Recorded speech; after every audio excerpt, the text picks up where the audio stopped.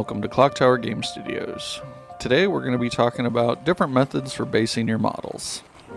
But before we get into that, of course, we've got to cover some of the sad stuff that's going on in the world. So, due to issues with the global pandemic, I've been laid off temporarily. It's happening to a lot of people, so no surprise really there.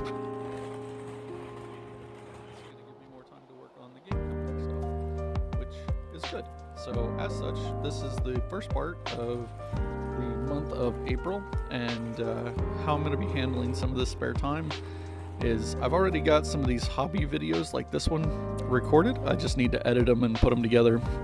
So on Mondays this month, I'm going to be posting another video each week about basic hobby stuff like techniques, including in this video basing. I'm going to include priming and sealing models, dry brushing, glazing, some stuff like that in a little more detail. Also, I had a big terrain building project that I was working on, and that's kind of going to get shuffled in here as well. I'm going to post a second video each week, probably on Thursdays. That's kind of a walkthrough of how to build a foam core building, how to add details, paint it, all that good stuff, and some things to think about in the planning stages as well. So that's what I've got planned. Of course, hopefully through all this, everybody out there that actually watches these videos, hopefully you guys are safe, your family and friends are safe, and everything's working out okay for you. I know it's a tough time for a lot of people right now. So with that all out of the way, let's dive right into what we're doing today. So we've got 4 different models we're going to be basing up in 4 different styles. We have a Games Workshop Space Marine that I've painted up as a Celestial Lion. We have the Anvil Industries Daughters of the Burning Rose model that I'm going to be basing up. Then there is a Bombshell Miniatures model that we're going to do as a Starship Captain in a Starship's deck plating. I'm really excited about that model. I use it in an RPG, Starfinder, with some friends. And then I've got this old Dust Tactics model that I've already painted up in a kind of a Martian camouflage. And we're going to do it up as like a Martian Badlands kind of base. I thought we'd get started with the easiest model and the most common sort of model. So we're going to do the Games Workshop Space Marine painted up as the Celestial Lions chapter. So to start with, we're going to use some Woodland Scenics blended turf. This is going to be our kind of grassy sort of look once it's on the table. You can make this stuff yourself. If you follow along with other YouTubers, you'll have seen Luke from Luke's APS, and he does a lot of that DIY stuff. There's also flowers from Hobby Lobby and a little piece of Woodland Scenics clump foliage. And then, of course, you just attach all of it with watered down Elmer's glue. So here I'm going to paint on my Elmers. It's watered down about 2 to 1 with more glue than water. So you don't want it to be super runny, but you want it to go on a little thicker or a little thinner than just the straight Elmers. And there I've got my little tub with the flock in it.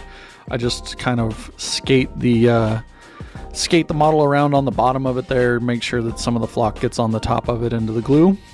And then just clean up when you're done, wipe off any of the excess that got around the rim of the base.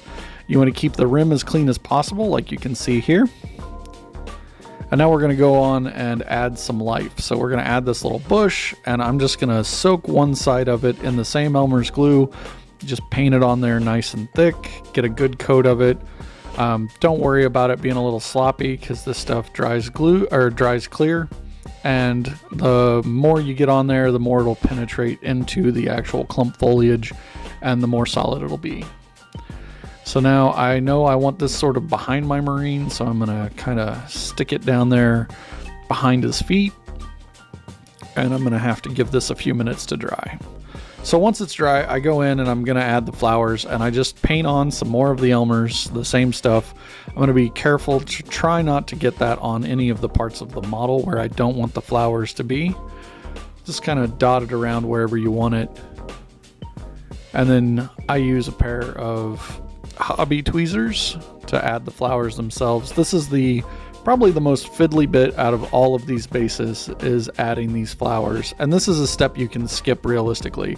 Once you've got the flock, you really don't need anything else. I just like the extra touch of life that a little bush and some flowers gives the model. You can still see the glue right here because it hasn't dried, but that'll dry clear and it'll be fine. Here you can see it's dried. the glue's no longer visible, and it's a lot more solid than it was. Now next up, we're going to paint the rim of the base. I've chose Wolf Gray from Army Painter because it's a nice lighter color that complements the model. It doesn't clash with it, it doesn't compete for attention. It's kind of a nice bland color that still gives it a little bit of pop and will help it stand out on the battlefield. And there you can see the finished product. It looks pretty good. Nothing too fancy, but the little bush and the flowers there give it some extra color and some extra life. Next, we're going to move on to an urban asphalt style base using Anvil Industries' Daughters of the Burning Rose as our test model. Now, here you can see the model. One of the things that I've noted and done on both this and the previous model was the bases needed touched up a little bit, so I just went back and cleaned them up with some black paint, and then this model I had to take off of the base because of the asphalt and the depth that it has on the base. I wanted to make sure that I could have the model on top of the asphalt and not in it. So there, I've got that removed, and the first part I'm going to do is add some life and make sure it kind of stands out as an urban environment. I have this manhole cover that I've cast in resin. Now, there's a bunch of different ways you can do that. I have mine cast so I can remold them because I'm doing a bunch of this style of urban terrain and basing. But originally the piece was made out of cardstock in just a couple layers. I've secured my manhole cover on there with some super glue. Now I'm trimming off the excess with just my hobby knife. I've done this because I didn't want it to be centered and take up the whole base. I wanted to have some of the asphalt that'll kind of be the main sort of surface of the battlefield that I've got in mind for this. I wanted that to be the primary texture on the base, so I've offset my manhole cover there. Now as I finish up, I take and I want to shave down any like rough spots where I didn't quite get it round, and there you can see where I'm at. Next, I'm going to go ahead and base coat the manhole cover. So I'm just going to use some Army Painter black. You can use any kind of primer for this really. I just wanted to get a base coat on there and have it nice and easy. Now the resin that I used, paint doesn't adhere to it very well, so I ended up having to use a couple layers of paint, but there you can see the finished product. Now this is very much similar to the pastoral flocking. I just painted on the same watered down Elmer's, and this is black hobby sand, the finest grit that I could find from dollar store, and I just sprinkle it on there, shake off the excess, and then go back in, and I used a wet brush to remove any of the sand grit that got onto the manhole cover because I didn't want them to overlap. So after that dries, I go in with my Balthazar Gold from Games Workshop, make sure it's got a good shake, and then I'm going to paint the manhole cover. So here I'm going to drill a hole into the model's foot because it won't stick very well just on top of all this, so I figured if I wanted it to be solid, I should pin it. So I went ahead and added a pin, which I did by drilling into the foot of the model with a pin vise, and then I'm using my craft hobby wire here, copper wire, to just gauge and make sure that I'm happy with the depth in the foot, and then the length after that doesn't really matter as much because I'm going to be hiding it under the base. So you just clip it loose and then secure it into the hole in the bottom of the foot with super glue. And then once you've done that, you got to figure out where you're going to position it on the base. So I take my model here, I kind of line it up, get an idea for exactly where I want it to be, and then I drill a hole through the base where I want it. And now to knock down the shine on the manhole cover, as well as kind of dull down some of the grays in the hobby sand, I just give the entire base a very liberal coat of Citadel's Nuln Oil. This will give it a nice kind of oily finish and it'll look really good once it's dried, as you can see there. And now I'm gonna go ahead and take my model and just run some glue around the feet, on both feet, because you want to have it secured at both sides, not just where the pin's at, and then I run some extra along the pin. Then I get that put through there. And now I notice that the pin itself is a little proud.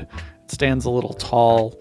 So I double check it there, and I just use my hobby clippers to clip off the excess because it was a little too solid to bend.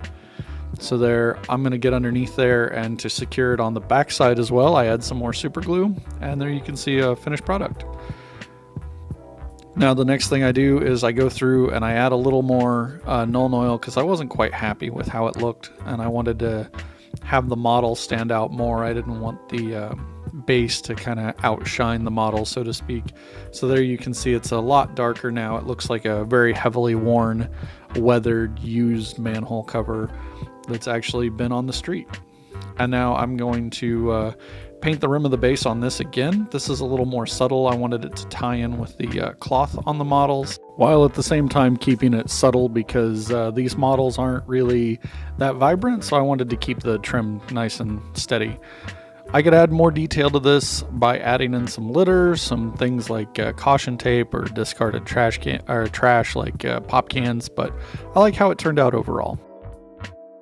Next up, we'll be doing the Starship Decking for the Bombshell Miniatures model, Raven Sky. So I've been using her as a stand-in for a Starship Captain in Starfinder. And first thing we've got to do is, she's on a slotted base. We've got to take her off the base and cut off the tab that goes across her feet. So I use a pair of side snips to get the majority of it off and kind of break the bond there. I noticed her second foot, the left foot, she's kind of standing on her toe, so I didn't want to use the side snips for that, so I just used my hobby knife to finish it off. So now I've got her cleaned up. She's off the base. Now I'm going to add the under deck to the base by using some granny grating or cross stitch grate. This stuff is kind of a weird PVC kind of feeling plastic, so it doesn't hold paint or glue very well. So the first thing I've decided to do is use hot glue to attach this to the base. Now I get that in there, kind of wipe away the little wisps that come off the hot glue gun, and then I just plop the grate down on there and then tamp it down with the butt end of my hobby knife. So I get that cleaned up a little bit, and then go in and add some more glue to reinforce that joint from the backside. Clean that off as well. Just wipe away the wisps again and clean off the excess on my mat.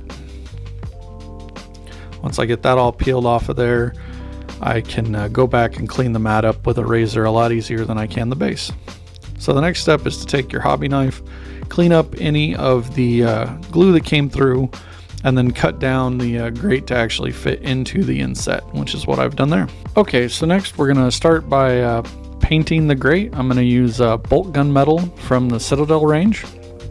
And I don't have to be very neat with this, because I'm gonna re-rim the base, and I'm going to be decking over a lot of the actual grate here. So I just kind of get it all in there, make sure that it's in all the recesses. I hadn't decided on the pattern for the decking I was going to put down yet, so I did the entire grate instead of just part of it.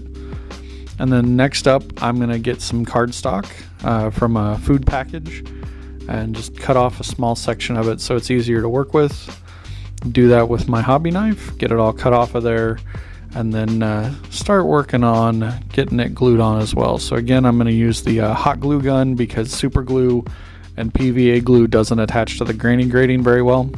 Make sure to clean away the wisps, and then just get that cardstock dropped on there and squeezed into place. Make sure it's on there nice and snug.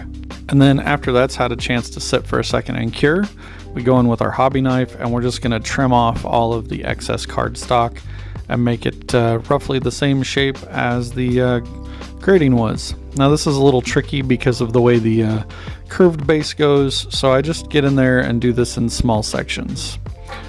So the next thing I'm doing is the same thing that I did on the asphalt base, where I pin the model. So I used my hobby drill, my pin vise, put a little piece of wire into her foot, and then I've trimmed down the cardstock to where I want it, and I've put a little score in it to kind of give it some extra texture. And then I decided that at least part of it would be Ushanti bone from Citadel. So I just get that on there, and I didn't bother to prime this. I probably should have, but it takes 2 coats. So I smeared that on there. Then I decided on flat red for Army Painter for the other side. So I get that on there as well. And then I'm just being careful along where the 2 colors will kind of meet up at that score mark that I put in. And this also took a couple coats. Then once I got that in there, I just carefully go around the outside edge of the base and touch up where you can see sort of the edge of the deck plates and make them match the top of the surface. And next up, I'm gonna give the whole thing a wash of Army Painter's Soft Tone, because I thought that the colors ended up being a little bit too bright and it kind of drowned out the model a little bit. So after that's on there and had a chance to dry, I decided I wanted to darken down the metal even more. So I went back in with some Nuln Oil to kind of give it that oily finish and to darken the metal down a little bit more. There you can kind of see the finished product. Looks like a deck that's been in use. It's a little bit dirty, which I kind of liked the end result of. Now I'm just going to go back in with my pin vise, put a hole where I want the model to be standing with the foot that I've put the pin in on the model. And then I take my hobby knife and kind of clean up where the drill bit tore up the cardstock there a little. Give it a test fit, and then get her kind of sorted out where I want her. Looks pretty good so far. So now I just use my super glue. Again, make sure I use it on both feet. Put just a touch on the off foot, and then I can put a lot more where the pin is, so it bonds with both the pin and the decking and her foot a lot more solidly. And I put that down in there, slide it right into place, kind of pull on it, give it a second to cure, and then I go in and add some more glue to the bottom, then lay over the rest of the pin that goes through there. And once we've got the pin glued in place, laid over, we're gonna trim it off with the wire clippers. Once that's done, the model will be on the base securely. It'll be really solid, and it should hold up to gameplay very well. So there you can see kind of the finished product. I'm just kind of reapplying the wash around the base there, and now I'm gonna paint the rim of the base. I chose a flat red color because it'll complement both the model and the decking without drawing too much attention away from it. And a look at the completed model. As you can see, the cardstock and the grading provide a believable Starship deck that's nice and weathered. I think it's a simple effect that looks good. And finally, we're going to do our Dust Tactics model, where we're going to be experimenting with a Martian Badlands basing technique. So these models have a little bit different base. They kind of have a textured, like a corrugated steel diamond plate type surface. So I'm going to paint over the top of that with a red leather from the Army Painter range. And there you can see that that's kind of a nice orangey red color for like Martian dust. Next, I'm going to take some ballast from Woodland Scenics. This is usually used by model railroaders, but you can use it for this sort of stuff too. It's just kind of a fine grain rock sand. So I'm just, again, with the watered down PVA, just going to sprinkle on that ballast and then tap off the excess. I've glued on a little natural rock there, so it's kind of him standing next to a small boulder. And then I'm going to give all of the stone that we just added a nice dry brush, kind of a heavy dry brush with the same red leather. So by dry brushing here, instead of just outright painting it, that'll leave some of the lighter color to show through the paint, and that'll give the base a nice tonality so it's not just all flat red. So next up, I'm going to give the whole thing a wash in Seraphim Sepia from Games Workshop. And this will help kind of give those white colors some red shading, some kind of orangey red. And then in the areas we didn't put rocks on, we're going to use Agrelin Earth Texture Paint from Citadel. Now this paint is sort of a, it uses kind of what's called a crackle medium, which is really thick and almost like a gel when it gets painted on. And you want to just put a huge kind of thick layer of this on there. And what this does is when it dries, you can see it kind of cracks and looks like a dried riverbed or something. So my thought was that this is going to be like he's standing in a Badlands dried out creek bed. Now over the mud, I'm giving it another Sephirim Sepia wash. So it's got the same orange tone that the rest of the base has. It'll kind of tie in that mud a little bit better. So just give that a nice all over wash. And I'm putting this all over the gravel and the mud as well. Just get a nice coat in there, and this will darken everything down, tie it all together with a nice orange color. There you can see sort of where we're at on that. And finally, around the outside edges. You can see where there's a little bit of overpaint that I got, and I just need to go in and clear that out, especially away from the wells for the lug nuts there.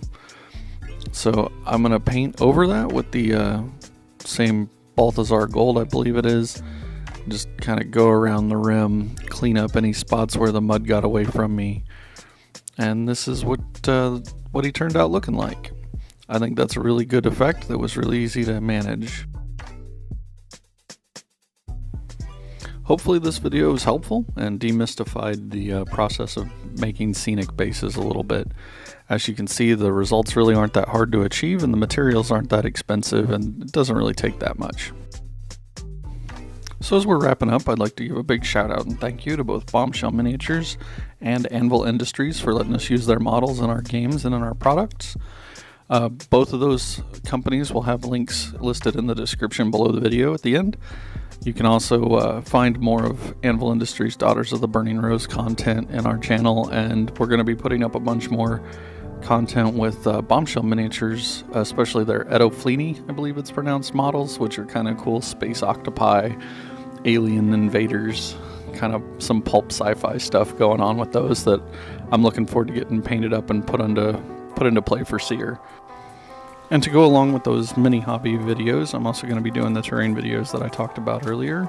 I'm really excited for those. I'm basing that on a urban Japanese-inspired cityscape called Neo Nagoya, which is based on some experiences I had while I was traveling abroad for college. So I'm looking forward to getting those put together too.